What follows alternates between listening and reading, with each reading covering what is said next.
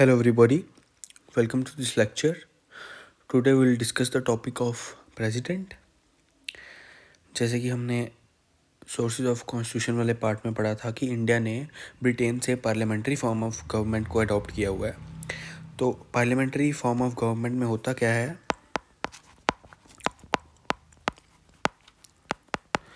दो हेड्स होते हैं। एक तो होता है नॉमिनल हेड, एक होता है रियल हेड। ठीक है, ये हमने बचपन में भी पढ़ा होगा। तो नॉमिनल हेड कौन होता है? President. But the real head is Prime Minister. It means actual powers are vested in the hands of Prime Minister. ठीक है, and President is just a rubber stamp. ठीक है,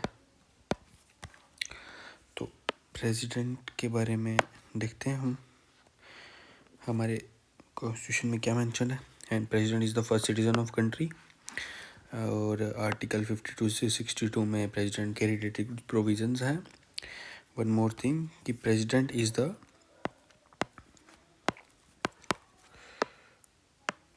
supreme commander of armed forces. ठीक है, अब articles देखते हैं। 52 में मेंशन है there shall be president of India. 53 the executive powers shall be vested in the hands of president. ठीक है, जो एग्जीक्यूटिव डिसीजंस होंगे वो लेगा वो प्राइम मिनिस्टर, लेकिन उसमें साइन किसके होंगे? प्रेसिडेंट के। दैट्स वाई कि हमारे कोई भी बिल जो है वो तब तक एक्ट नहीं बनता जब तक प्रेसिडेंट उस पर साइन नहीं करता है। ठीक है, तो 54 आर्टिकल में क्या लिखा है? President must be elected by electoral college. और इलेक्टोरल कॉलेज का मैं थोड़ा सा बता देता हूँ। इसमें क्या होते हैं? It consist of elected members of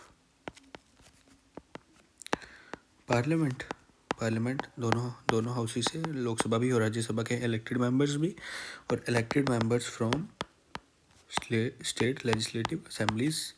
ठीक है, सभी स्टेट्स की, plus elected members from state legislative assemblies of 3 union territories, एक दिल्ली, JNK एंड पुडुचेरी। हुआ क्या था, जब हमारी JNK यूटी में कन्वर्ट हुआ था ना, तो वहाँ पे एक आर्टिकल इंसर्ट किया था कि which ever article is applicable to Puducherry it is also applicable to JNK। तो दैट्स वाई JNK के मेंबर्स को भी एक चीज़ और याद रखना, यहाँ पे हमेशा इलेक्टेड मेंबर्स रहेंगे, नॉट नॉमिनेटेड। ठीक है, नॉमिनेटेड नहीं, सिर्फ इलेक्टेड मेंबर्स। अब नॉमिनेटेड, राज्यसभा में नॉमिनेटेड मेंबर्स होते हैं, उनको पार्टिसिपेट करने का कोई हक नहीं है, ओनली इलेक्टेड मेंबर्स। ठीक है, 55 में क्या लिखा हुआ है? मैनर ऑफ इलेक्शन एंड ये जो है वही आ गया इलेक्टोरल कॉलेज। ये manner of election, sorry electoral college नहीं है। Manner of election is proportional representation bye secret ballot. ये लास्ट टाइम PYQ है जो हमारा SI का एग्ज़ाम हुआ था ना 2022 में, वहाँ पे पूछा हुआ था। Secret ballot, not open. ठीक है, अच्छा आर्टिकल 56 में क्या मेंशन है? Term of 5 years। ठीक है, 57 में री इलेक्शन भी हो सकती है इनकेस अगर प्रेसिडेंट रिज़ाइन कर दे या फिर डेथ हो जाए हमारे प्रेसिडेंट की या कुछ भी रीज़न हो, तो फिर से री इलेक्शन हो सकती है। 57 आर्टिकल में मेंशन है। क्वालिफिकेशंस क्या हैं इसकी, ये हम नेक्स्ट पेज में देखेंगे।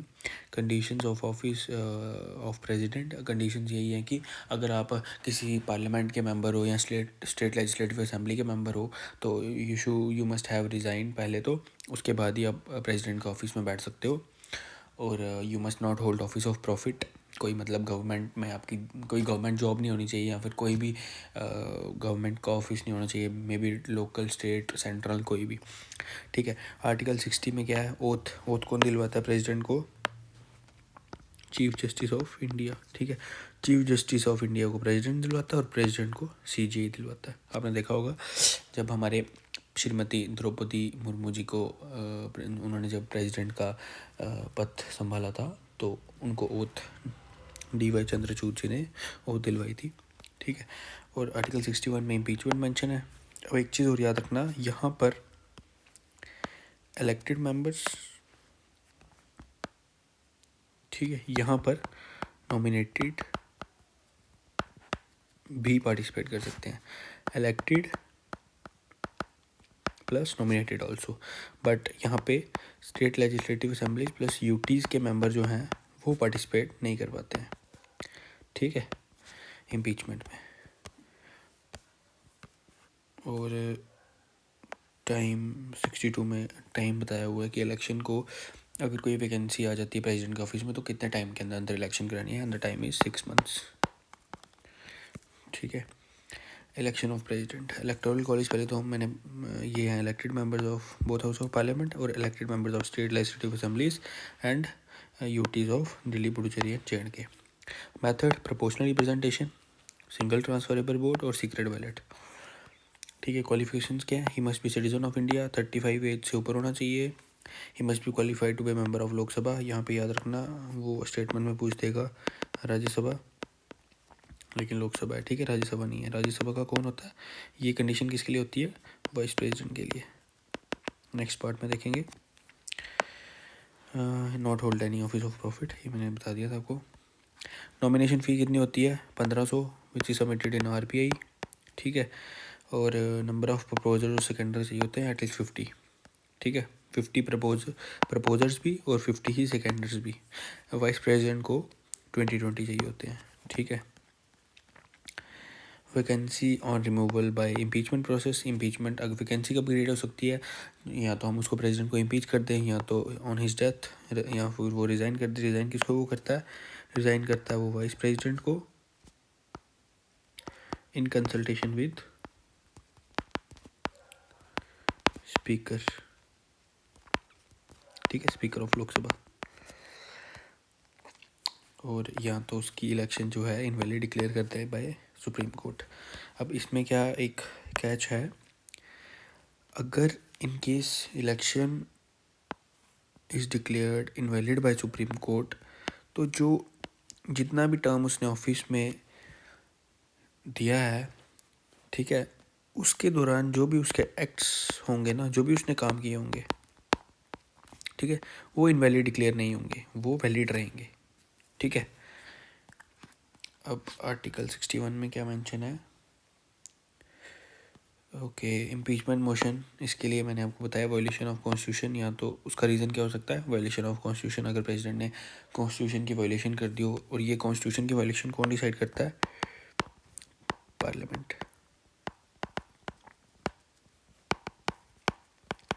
ये हमारे कोई कॉन्स्टिट्यूशन में मेंशन तो नहीं है, मतलब कॉन्स्टिट्यूशन में ये चीज़ मेंशन नहीं है कि वायलेशन ऑफ कॉन्स्टिट्यूशन क्या है, लेकिन ये इट्स अप टू पार्लियामेंट, वो डिसाइड करता है, ठीक है। और नोटिस चाहिए होता है 14 days का, और सिग्नेचर किसके, मतलब रेजोल्यूशन जो पास करना होता है उसमें 1/4 मेंबर्स के साइन में होने चाहिए, और 2/3 मेजोरिटी से इसको पास किया जाना चाहिए दोनों हाउसेज में। और आप किसी भी हाउस में इसको इनिशिएट कर सकते हो, मतलब किसी भी इम्पीचमेंट प्रोसेस को किसी भी हाउस में प्रेजेंट कर सकते हो, पहले मे बी राज्यसभा में भी कर सकते हो, उसके बाद लोकसभा में जाए, लोकसभा में भी कर सकते हो, उसके बाद राज्यसभा में जाए, ठीक है। अब कुछ पावर्स हैं, एग्जीक्यूटिव पावर्स, ये मैंने आपको बता दिया, all the executive power vested in the hand of president. Executive action जो है वो भी प्रेसिडेंट के नाम से लिया जाता है, और सारी की सारी अपॉइंटमेंट्स जो है वो प्रेसिडेंट करता है, ठीक है। प्रेसिडेंट कैसे करता है कि जो हमारा कैग है, कोई भी मिनिस्टर, कोई भी छोटे छोटे मिनिस्टर्स हैं, वो सारे प्रेसिडेंट अपॉइंट करता है in consultation with president. Prime minister को भी प्रेसिडेंट अपॉइंट करता है।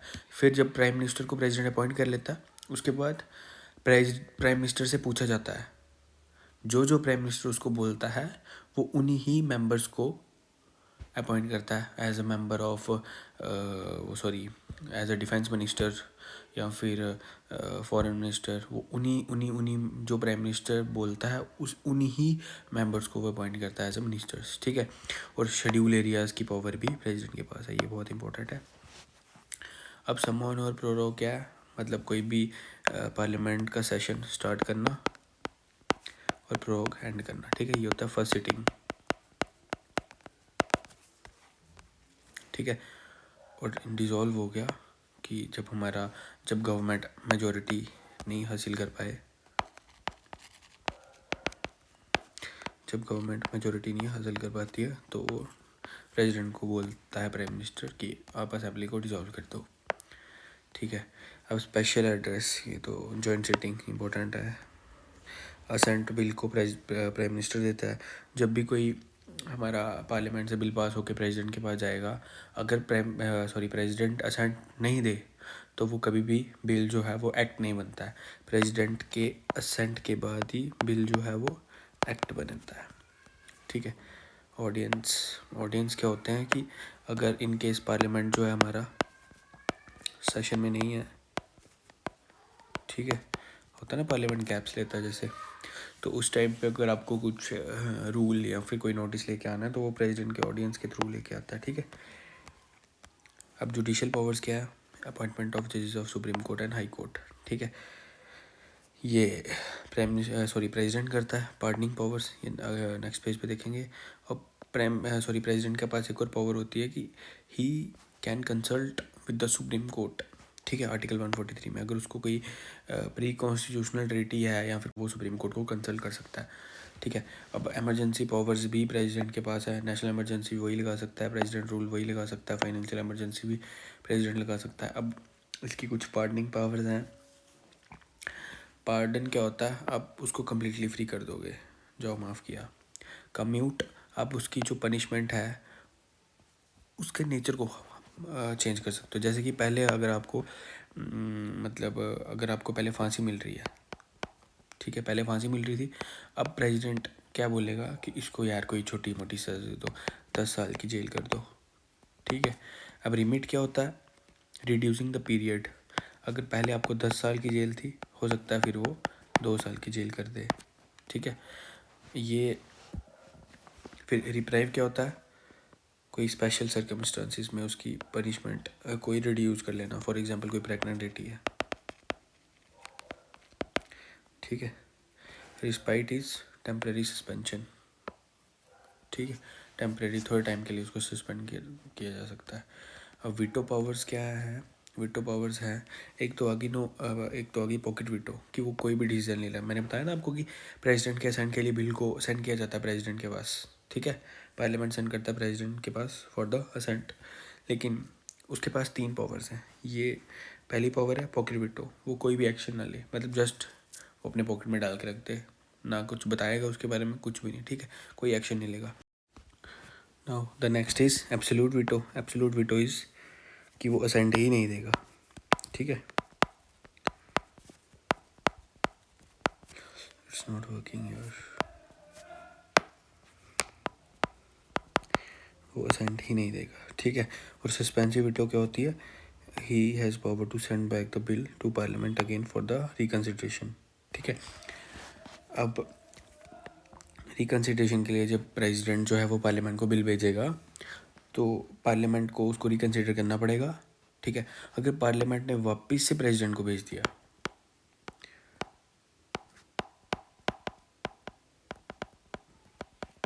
ठीक है, अगर वापस से प्रेसिडेंट को भेज दिया तो president must have to give his assent, ठीक है। पहली बार वो ना दे असेंट, वो नहीं दे सकता है, ठीक है। होता क्या है, पार्लियामेंट ने पहले एक बिल भेजा प्रेसिडेंट को फॉर असेंट, उसके पास 3 पावर्स हैं, ठीक है। या तो वो पॉकेट वीटो कर दे, कोई डिसीजन ना ले, या तो वो असेंट ही ना दे, मना कर देगा असेंट देने से, या तो वो उसको रिकन्सिडरेशन के लिए भेज सकता है, ठीक है, रिकन्सिडरेशन के लिए भेज सकता है। और अगर रिकन्सिडरेशन के बाद वापस से प्रेसिडेंट के पास पार्लियामेंट ने भेज दिया बिल तो उसको दूसरी बार उसको असेंट देनी पड़ेगी। फैक्ट्स मैंने आपको बता दिया, कमांडर इन चीफ, ठीक है। और शेड्यूल एरिया भी प्रेसिडेंट डिक्लेयर करता है। रेजिग्नेशन दो देता है वाइस प्रेसिडेंट को इन कंसल्टेशन विद स्पीकर, ठीक है। इलेक्टेड मेंबर्स जो हैं ये 7 कॉन्स्टिट्यूशनल अमेंडमेंट एक्ट में इनको पावर्स दी गई थी कि आप इलेक्शन में पार्टिसिपेट कर सकते हो। वैकेंसी क्रिएट हो जाए तो 6 मंथ्स में इलेक्शन करानी पड़ती है। तो रेजिग्नेशन जो है, अगर प्रेसिडेंट का ऑफिस वैकेंट हो तो वाइस प्रेसिडेंट एक्ट करता है एज ऑफिस ऑफ प्रेसिडेंट, ठीक है। अगर वाइस प्रेसिडेंट भी नहीं है तो सीजीआई एक्ट करता है। अगर सीजीआई भी नहीं है तो सीनियर मोस्ट जज एक्ट करता है प्रेसिडेंट के ऑफिस में, ठीक है। नाउ ये तो इतना ज़रूरी नहीं है। Money bill is introduce in the Lok Sabha by the prior permission of president. Money bill introduce करने के लिए प्रायर परमिशन चाहिए होती है। मतलब यहाँ पे असेंट की बात नहीं हो रही है, बिल को पास करने से पहले भी आपको प्रेसिडेंट की रिकमेंडेशन चाहिए, ठीक है। वो रिकमेंडेशन देगा, फिर आप उसको पार्लियामेंट में बिल पास करोगे। उसके बाद पार्लियामेंट में बिल पास करने के बाद वापस से उसको असेंट के लिए भेजना पड़ेगा, ठीक है। This is the case with money bill. और the president has the right to receive information from the prime minister, article 78 में मेंशन है। That's it.